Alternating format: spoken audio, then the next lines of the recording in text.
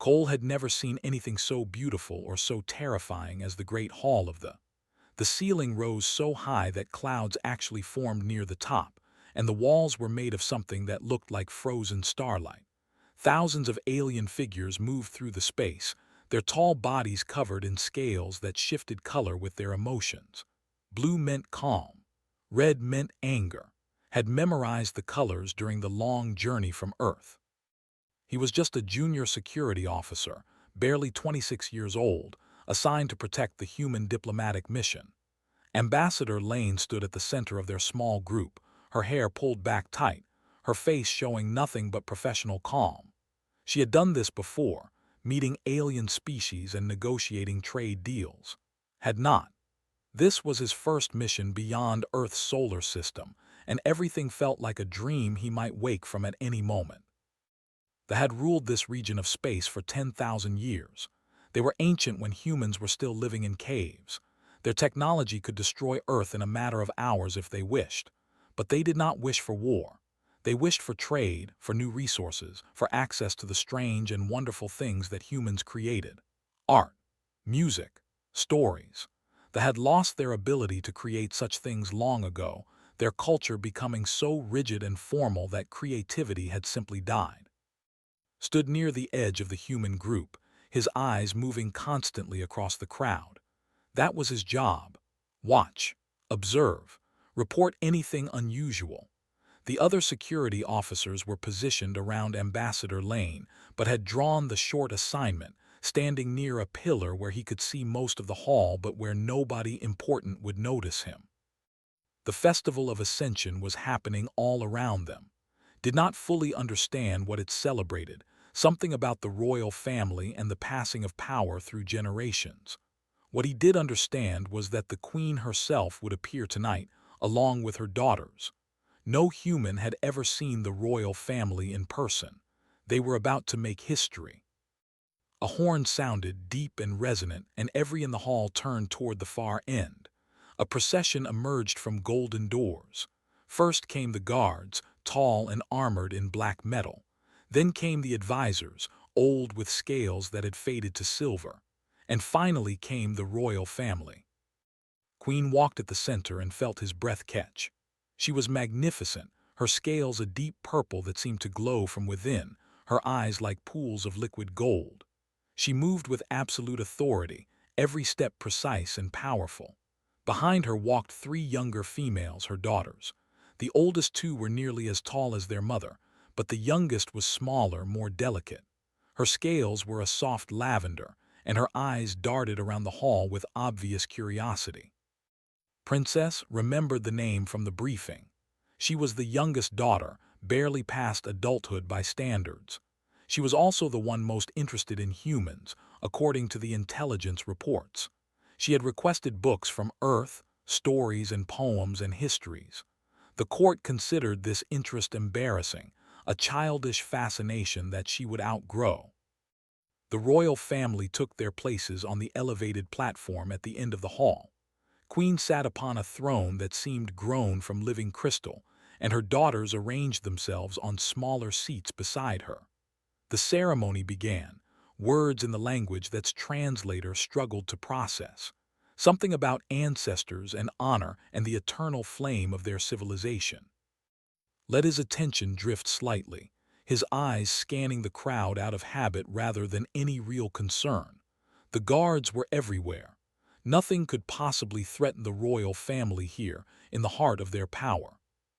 But then he saw something wrong.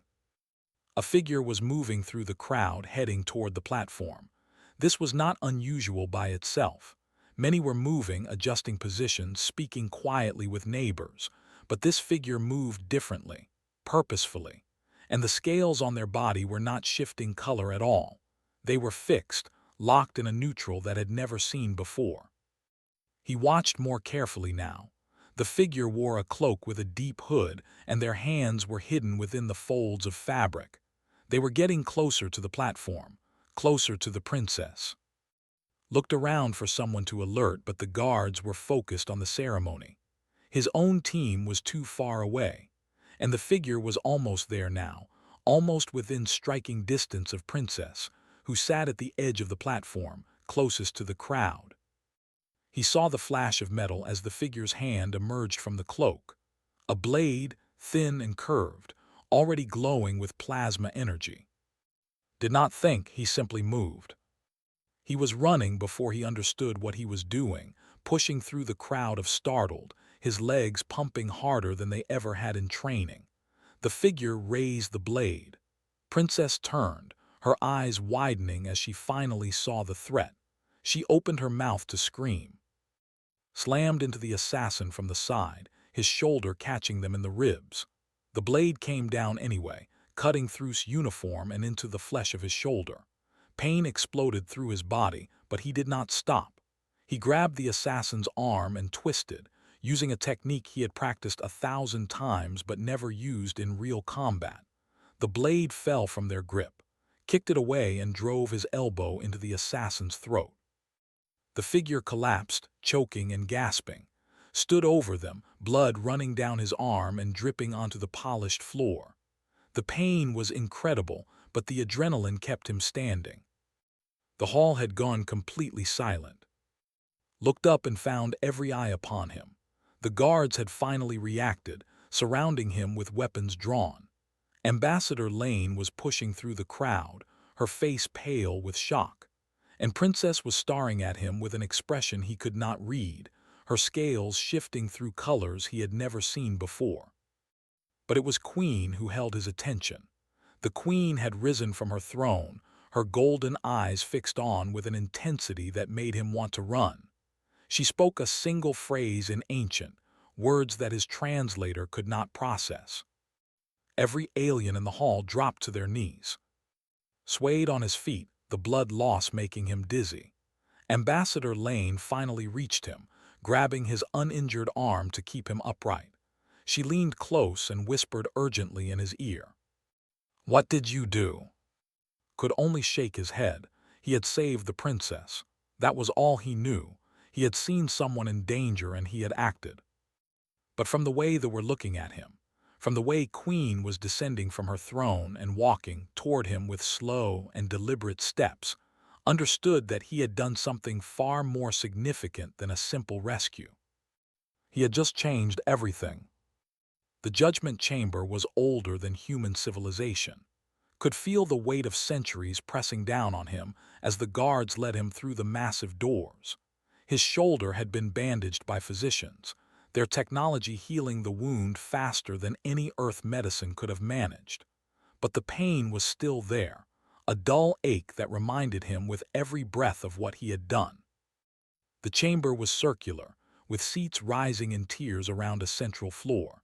Every seat was filled with nobles, their scales displaying a rainbow of colors that could not interpret. At the far end sat Queen upon a smaller version of her throne. Princess stood beside her mother, her lavender scales now pale and her eyes fixed on with an emotion he could not name. Ambassador Lane and the rest of the human delegation were confined to a small area marked by glowing lines on the floor. The ambassador looked ready to explode with anger, but every time she tried to speak, a protocol officer silenced her with a raised hand. This was not a diplomatic matter, they had explained. This was royal law. Was brought to the center of the chamber and made to stand alone. The guards retreated to the edges of the room, leaving him exposed under the gaze of thousands of alien eyes. Queen spoke, and her voice filled the chamber without any apparent effort. His translator processed her words with a slight delay. "You are coal of earth. You are a soldier in service to your people's diplomatic mission." "Yes," said. His voice sounded small in the vast space. 3 hours ago you touched a member of the royal bloodline. You shed your blood in defense of Princess. You struck down an enemy of the crown within the sacred hall during the Festival of Ascension. The Queen paused. "Do you deny any of this?" "No."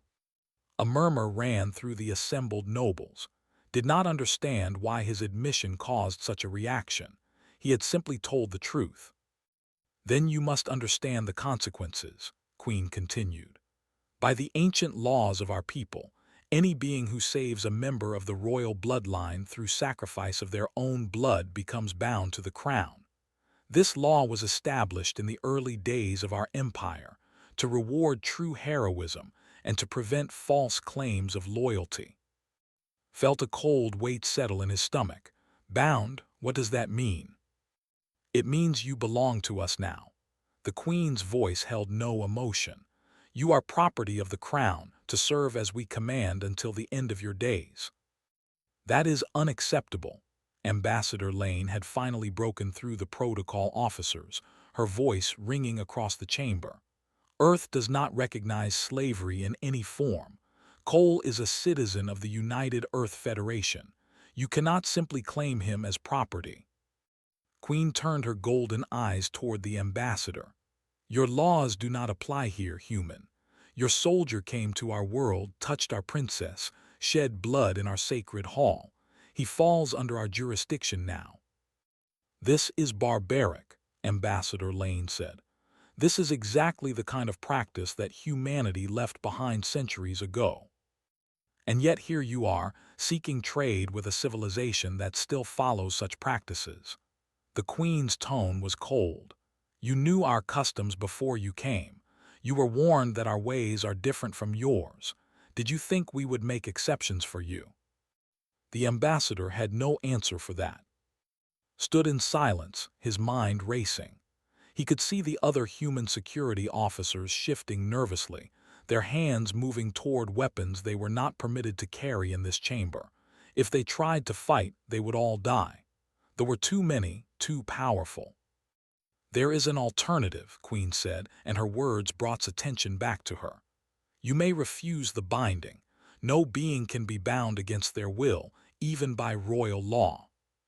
And if I refuse, then you will be executed for the crime of touching royal flesh without permission. The Queen spoke these words as casually as if she were discussing the weather. Your death will be quick and painless. We are not cruel. The chamber fell silent, could hear his own heartbeat, too fast and too loud. You cannot be serious, Ambassador Lane said, her voice cracking. You would kill him for saving your daughter's life. The law is the law, Queen replied. It does not make exceptions for good intentions. Closed his eyes and tried to think. The ambassador wanted him to buy time, to wait for Earth to negotiate his release, but could see what the ambassador could not. The nobles were watching Queen with careful attention, measuring her response. This was not just about one human soldier. This was a test of the Queen's authority, a challenge to her ability to enforce the ancient laws. If she bent the rules for, she would appear weak. Other nobles might see an opportunity. The stability of the entire empire could be threatened. And there was something else. Princess had not spoken a single word since the ceremony began, but her eyes had never left his face. She was scared, he realized, not for herself but for him. She felt responsible for what was happening. Opened his eyes and straightened his spine. The pain in his shoulder faded to nothing as he made his decision. I accept the binding. The chamber erupted in noise. Nobles shouted in surprise and outrage. Ambassador Lane called his name, begging him to reconsider. The protocol officers struggled to restore order, but kept his eyes on Queen, and he saw something flicker across her face. Just for a moment, her scales shifted to a color he had not seen before. Surprise, perhaps, or something deeper. You understand what you are accepting, she asked, and for the first time there was genuine curiosity in her voice. You will never return to Earth. You will serve the crown for the rest of your life. You will have no freedom, no rights, no standing among our people. I understand. And you choose this over death, even though your people consider our practice barbaric. Thought about his answer carefully. I choose this because it is the only choice that does not make things worse. If I refuse and you execute me, my people will be angry. They might do something foolish. War might come. He paused. I did not save the princess so that my people and yours could kill each other. The Queen studied him for a long moment. Then she rose from her throne and descended the steps to the chamber floor. She walked slowly toward, her movement graceful and deliberate. Every noble in the chamber watched in breathless silence. She stopped directly in front of him, close enough that he could see the fine patterns on her scales, the ancient wisdom in her golden eyes. "Kneel," she commanded. Knelt. Queen placed her hand on his head. Her touch was cool and smooth, like polished stone. She spoke words in the ancient language, words that echoed through the chamber with power that could feel vibrating in his bones. When she finished, she looked down at him and their eyes met. For just a moment saw something unexpected there, not contempt, not superiority. Respect. "Rise, bound one," the queen said. "Your service to the crown begins now." Rose, and the chamber began to empty around him. The nobles departed in small groups, whispering to each other about what they had witnessed. Ambassador Lane was being led away by protocol officers, still arguing about treaties and rights and proper procedures. But Princess remained, standing beside her mother's empty throne, watching with those strange shifting eyes, and knew somehow that this was only the beginning. 3 weeks had passed since the binding ceremony, and had learned more about thee in those weeks than the entire human intelligence network had gathered in years. He had learned that their scales changed color based on emotion, but that the nobles trained themselves to suppress these changes, considering open displays of feeling to be childish and weak. He had learned that their food was bitter to human taste, but that his body could digest it well enough to survive. He had learned that most of them hated him simply for existing. Bound servants were supposed to work in the lower halls, cleaning and carrying and doing whatever tasks were too unpleasant for proper. But Queen had assigned to serve Princess directly, and this decision had shocked the entire court. Some whispered that the Queen was testing the human, waiting for him to fail so she could punish him properly. Others believed she was punishing her daughter for some unknown offense. Nobody thought she was showing kindness. Himself was not sure what the Queen intended. He only knew that he spent his days following Princess through the palace, standing quietly in the corner while she attended lessons and meetings, bringing her food and drink when she requested them. She rarely spoke to him when others were present. The nobles watched everything, and was careful to maintain proper distance from her bound servant. But when they were alone, everything changed. "Why did you do it?" asked one evening. They were in her private garden, a place filled with plants that glowed softly in the darkness, stood near the entrance while the princess sat beside a fountain that sang with a voice like bells. "Why did you save me?" Considered the question. Many people had asked him this in the past 3 weeks, and he had never given a satisfactory answer. "I saw someone in danger. I acted." "But why?" Scales shifted to a confused pattern of green and blue. "You did not know me. You gained nothing from saving me. You have lost everything because of it." "That is not how I see it." "Then how do you see it?" Was quiet for a moment, choosing his words carefully. "On Earth, we have a concept called instinct. When someone is in danger, we do not always think before we act. Something deeper takes over, something that exists before thought, before calculation. I saw the blade, I saw you, and my body moved before my mind could tell it to stop." Stared at him with an expression he could not read. "We do not have this instinct. Every action it takes is considered carefully. The consequences are weighed. The benefits are calculated. To act without thought is considered the behavior of animals." "Maybe humans are animals then," said with a small smile. "But I think there is value in instinct. Not for everything, but for moments that matter. When thinking takes too long, sometimes feeling is enough." The princess was silent for a long time. Her scales shifted through colors that had begun to recognize: confusion, wonder, and something else, something warmer that he did not have a name for. "My tutors taught me that humans were selfish creatures," she said finally. "That you only cared about yourselves and your own species, that you would never sacrifice anything for others." Your tutors were wrong. Yes, rose from her seat and walked toward him. She stopped close enough that he could see the tiny patterns in her scales, like galaxies swirling in miniature. I am beginning to understand that many things I was taught may have been wrong. The moment was broken by the sound of footsteps approaching. Stepped back quickly, her scales shifting to the neutral that nobles used to hide their emotions. A servant appeared at the garden entrance, bowing low. Princess, your mother requests your presence in the council chamber. Nodded and departed without another word too. But as she passed him, her hand brushed against his, and he felt the cool smoothness of her scales against his skin. It lasted only a heartbeat, but it was enough. He followed her through the palace, maintaining the proper distance for a bound servant. The council chamber was filled with advisors and nobles, all speaking in low, urgent tones. Something had happened. Could feel the tension in the air. Queen sat at the head of a long table, her scales fixed in royal purple, her expression giving away nothing. Ambassador Lane was there as well, standing with two of her staff members. The ambassador looked tired and frustrated, her diplomatic composure beginning to crack. Earth demands the release of coal, one of the advisors was saying. They have sent formal protests through every available channel. They are threatening to withdraw from trade negotiations. Let them threaten, another advisor replied. We do not need their trade. We have survived for 10,000 years without human goods.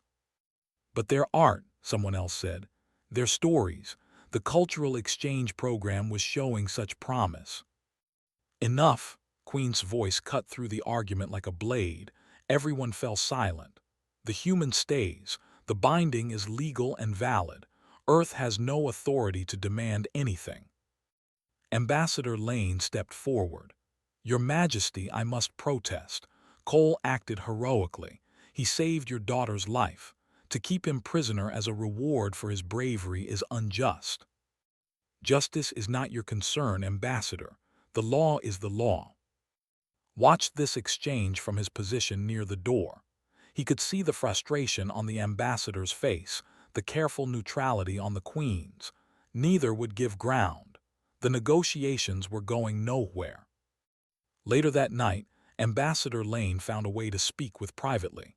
They met in a storage room deep in the palace, away from eyes and ears. We have a plan, the ambassador said quietly. Tomorrow night, there will be a distraction near the main gate. In the confusion, you can slip away. A shuttle will be waiting in the forest beyond the city. We can have you back on Earth within a week. Listened in silence. It is risky, Ambassador Lane continued. But our intelligence suggests it can work. They will be embarrassed, but they will not start a war over one escaped servant. And what happens after? Asked. What do you mean? The Queen loses face if I escape. Her authority is weakened. The nobles who already question her will become bolder. Paused. And Princess will see it as a betrayal. She is beginning to trust me, to trust humans. If I run, that trust is destroyed. The ambassador's expression hardened. Your duty is to Earth, not to some alien princess. My duty is to do what is right. Met her eyes without flinching. I accepted the binding because I believed it was the only way to prevent greater harm. If I escape now, all of that was for nothing. You cannot seriously mean to stay here as a slave. Not forever, but for now, yes, turned toward the door. I am sorry, Ambassador. Please tell Earth that I am making this choice freely. I am not being coerced. I simply believe that this is where I need to be. He left the storage room and made his way back through the palace. The corridors were quiet at this hour, lit only by the soft glow of bioluminescent panels. Walked slowly, thinking about what he had just done. He had refused rescue. He had chosen to remain a prisoner on an alien world. Anyone on Earth would think he was insane. But knew something that they did not. He had seen the way looked at him when she thought no one was watching. He had seen the flicker of respect in the Queen's eyes during the binding ceremony. Change was possible here. Understanding was possible, and Cole was not going to abandon that possibility, no matter the cost. He was halfway to his quarters when the alarm began to sound. The noise was deafening, a wailing cry that echoed through every corridor of the palace. Ran toward the source of the commotion, pushing past startled servants and guards. Another assassination attempt, but this time the target was not the princess. This time they were coming for Queen herself, and was the only one close enough to help. Ran through the palace corridors with the alarm screaming in his ears. The sound was designed to paralyze intruders, a frequency that disrupted the nervous systems of most known species. It made his teeth ache and his vision blur at the edges, but he kept running. Human biology, it seemed, was more resistant to the effect than they had anticipated. The queen's private chambers were in the highest tower of the palace, accessible only through a series of guarded checkpoints. But the guards were gone now, their stations empty, their weapons scattered on the floor. Stepped over a fallen body and felt his stomach turn. The guard was still breathing, but barely. Whatever had happened here had happened fast. He reached the doors to the queen's chambers and found them broken open, the locks melted by some kind of concentrated heat. From inside came the sounds of combat, metal against metal, voices shouting in, and beneath it all, the unmistakable hiss of plasma weapons. Had no weapon of his own. The bound servants were not permitted to carry anything that could be used for violence. But he had been trained in close combat since he was 16 years old, and training did not disappear just because someone took away your gun. He entered the chamber and found chaos. 3 assassins in black armor were attacking Queen. 2 of them wielded plasma blades identical to the one that had nearly killed. The third held a device that did not recognize, something that hummed with barely contained energy. The queen was fighting back with a weapon she had pulled from a hidden compartment in the wall, a staff that crackled with electricity at both ends. She moved with the precision and power of a trained warrior, her scales blazing red with battle fury. But she was wounded, could see blue blood flowing from a gash on her arm, and her movements were slowing. She was strong, but she was outnumbered, and she was not young anymore. The assassins had not noticed yet. They were focused entirely on their target, pressing their advantage, driving the queen back toward the wall where she would have no room to maneuver. Did not waste time announcing himself. He grabbed a broken piece of the door, a chunk of metal as long as his forearm, and threw himself at the nearest assassin. His improvised weapon caught the figure in the back of the head, and they stumbled forward with a grunt of pain, followed up with a kick to the knee, hearing something crack beneath his boot. The assassin went down. The other 2 turned to face this new threat, giving Queen a moment to recover. Used that moment to grab a fallen plasma blade from the floor. He had never used one before, but the basic principle was the same as any knife. Point the sharp end at the enemy. The assassin with the strange device raised it toward, and he felt a wave of pressure slam into his chest. Some kind of concussive weapon. He flew backward, crashed into a table, felt something break in his ribs. The pain was enormous, but he had felt pain before. He forced himself to stand.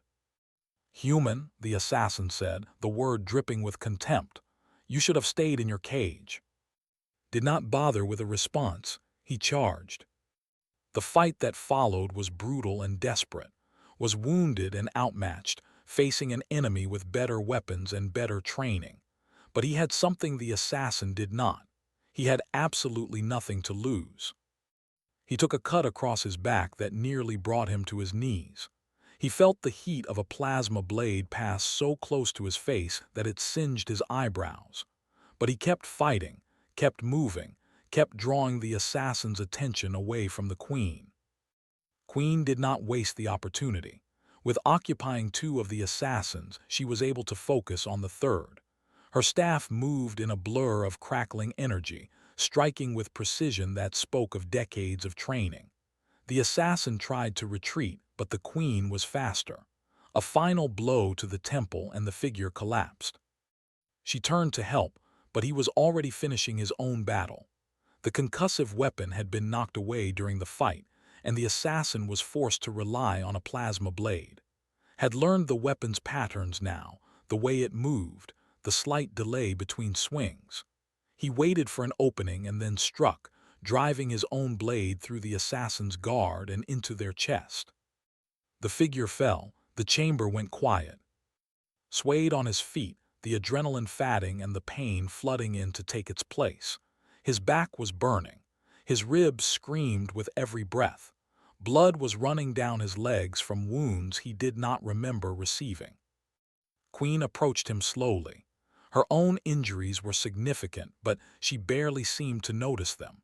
Her golden eyes were fixed on with an intensity that made him want to look away. "You came to save me," she said. "Yes." "Why?"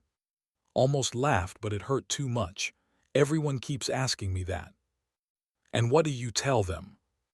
"I tell them the truth. I saw someone in danger. I acted." He paused, struggling to stay upright. "But this time there is more. You are mother. She loves you even if she is afraid to show it, and she would have been destroyed if something happened to you." The queen was silent for a long moment. Her scales shifted through colors that had never seen before, patterns so complex that he could not hope to interpret them. Guards finally arrived, pouring through the broken doors with weapons drawn. They stopped short when they saw the scene. 3 assassins dead or dying, the queen wounded but standing, and a human servant covered in blood, barely able to stay on his feet. "Get the physicians," Queen commanded. "For him first." "Your Majesty," one of the guards protested, "your wounds need attention." "I said him first." The guards hesitated, but only for a moment. No one argued with the queen twice. They carried from the chamber, supporting his weight between them as they moved through the corridors toward the medical wing. Was drifting in and out of consciousness when they arrived. Physicians surrounded him, their hands moving with practiced efficiency as they assessed his wounds. Human biology was still unfamiliar to them, but they had been studying since his arrival. They knew enough to keep him alive. He was not sure how much time passed. Hours, perhaps, maybe longer. The pain came and went in waves, sometimes sharp and sometimes distant, like something happening to a body that was not quite his own. When he finally woke fully, he found Princess sitting beside his bed. Her scales were pale, almost white, and her eyes were swollen in a way that suggested she had been crying. Had not known that could cry. He filed this information away for later consideration. "You almost died," she said quietly. "Almost does not count." "That is not funny." "I know." Tried to sit up and immediately regretted it. The physicians had healed most of his wounds, but the exhaustion remained. "How long have I been unconscious?" 2 days, leaned closer, her voice dropping even lower. "My mother has not left the palace since the attack. She dismissed all her advisors. She has been thinking." "About what?" "About you, I believe." His hand found his, her cool scales pressing against his warm skin. "You saved her life. You had every reason to let her die. She kept you as a slave. She refused to release you. You could have escaped during the confusion. Instead, you ran toward the danger." "Thought about this. I never considered letting her die." "That is exactly what confuses her," shook her head slowly. "She has ruled for 200 years. She has seen every kind of betrayal, every scheme, every power grab.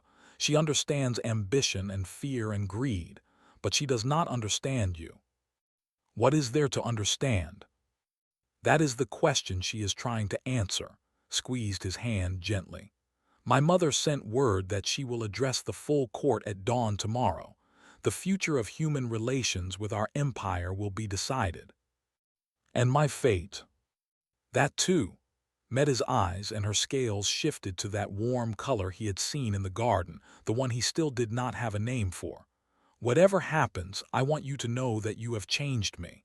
My understanding of what courage means, what loyalty means, I will not forget." She rose from her seat and walked toward the door. But before she left, she turned back one final time. "Thank you, Cole, for saving my mother, for saving me, for showing us what humans truly are." Then she was gone, and was alone with his thoughts and his wounds and his uncertainty about what tomorrow would bring. The great hall was filled beyond capacity. Every noble house of the empire had sent representatives, filling the tiered seats until there was no room to move. The human delegation stood in their designated area, Ambassador Lane at the front with her face carefully blank. Behind the nobles, pressed against the walls and peering through doorways, were servants and workers who had never been permitted to witness a royal address. But today was different. Today, everyone wanted to see what would happen. 3 other galactic species had sent observers as well. They clustered near the eastern entrance, their compound eyes reflecting the light in strange patterns. The gaseous floated in containment units near the ceiling, and the silicon base stood like statues carved from gemstone, their crystalline bodies humming with quiet curiosity. Word had spread across the sector that Queen was about to do something unprecedented. No one wanted to miss it. Walked slowly into the hall, supported by 2 servants who seemed uncertain about touching him. His wounds had healed enough for him to stand on his own, but the physicians had insisted on assistance. He did not argue. His strength was returning, but he still felt fragile, like something that had been broken and glued back together. Princess waited at the edge of the platform where the royal family sat. Her scales were a deep calm blue, but could see the tension in the way she held herself. She was afraid, he realized, not for herself, but for what her mother might decide. Queen sat upon her crystal throne, looking out over the assembled crowd with golden eyes that revealed nothing. She wore the formal robes of her office, layer upon layer of fabric that shimmered with colors that did not exist in the human visual spectrum. The crown upon her head was ancient, older than the palace itself, a relic from the earliest days of the empire. When she raised her hand, the hall fell silent immediately. Even the whispers died away, even the stopped clicking. "I have ruled the empire for 200 years, Queen began. I have faced rebellions and invasions.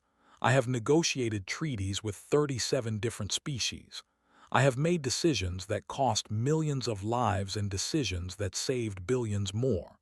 I have seen the worst that the galaxy has to offer, and I have survived it all." She paused, letting her words settle over the crowd. "In all that time, I have never been surprised. I have never encountered anything that did not fit the patterns I had learned to recognize. Ambition, fear, greed, self-preservation. These are the forces that drive all beings. These are the predictable motivations that make ruling possible." Another pause, felt the weight of every eye in the hall shifting toward him. "And then a human came to my world." Queen rose from her throne and descended the steps to the main floor. She walked slowly toward, her movements deliberate, her expression unreadable. The crowd parted before her like water before a ship's bow. She stopped directly in front of, close enough that he could see the fine lines around her eyes, the evidence of centuries of wisdom and worry. "Cole saved my daughter during the Festival of Ascension. He threw himself between her and an assassin's blade without hesitation, without calculation, without any hope of reward." The Queen's voice carried clearly through the silent hall. "I bound him to the crown because the law required it. I expected him to try to escape. I expected his people to demand his release. I expected the usual patterns of negotiation and compromise and eventual resolution." She shook her head slowly. "Instead, this human refused rescue.